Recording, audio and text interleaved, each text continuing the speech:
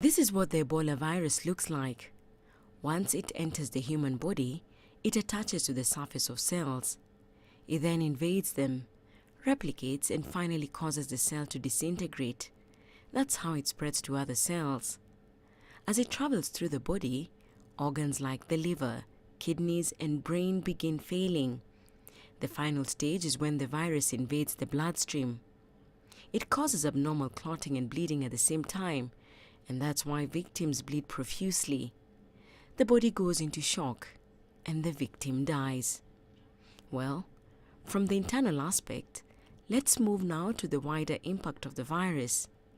It's affected every facet of society in Ebola-stricken countries, and a lack of response from the international community made matters far worse.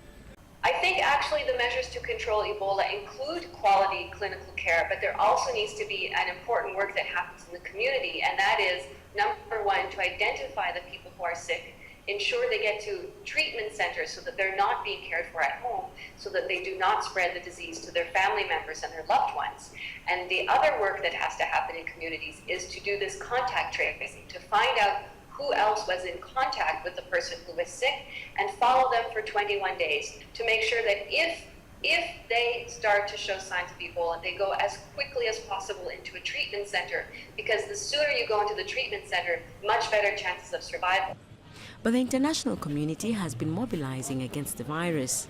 So one of the concerns right now is that the World Health Organization has recognized their initial response was not strong enough to control the outbreak. But right now they have mobilized partnerships, and many countries, including Kenya, have now gone into high alert, and they are training health workers and other people within the country and the population to prepare in case there is an outbreak, and that might be able perhaps to control it. The outbreak has not only highlighted health services and infrastructure failures within affected countries, but also the challenges the international community faces when it's time to act. Susan Mwongeli, CCTV.